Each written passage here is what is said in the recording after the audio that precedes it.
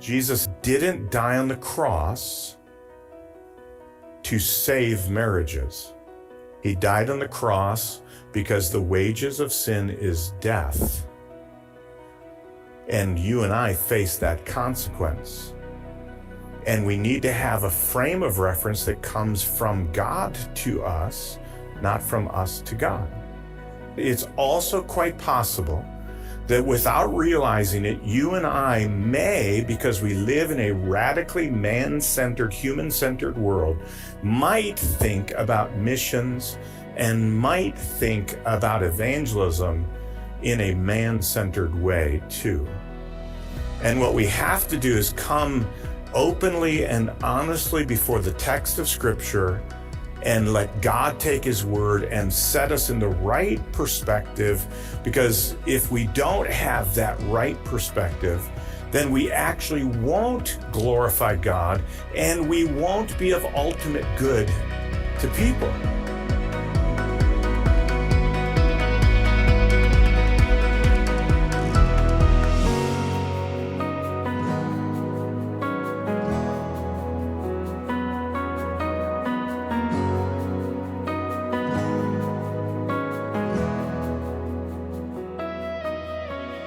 I had been burdened by the unfinished task of reaching the mission field. I had been taught that everyone who is willing must go, that going made the missionary.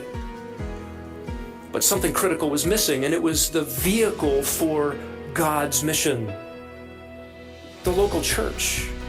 How do we get from gospel to glory? How do 11 guys on the top of a mountain end up fulfilling what Jesus charged them with in Matthew 28? How does the gospel go from Jerusalem to, say, Asheville, 6,263 miles away? The story of missions is the story of the church in expansion.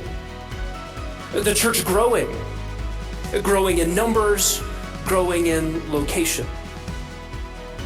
That is what missions is. Sometimes we divide ecclesiology and missiology. Let's end that divorce. Sometimes we divide church history from missions. Let's end that divorce. We ought not divorce the task of the local church from the task of the Great Commission either.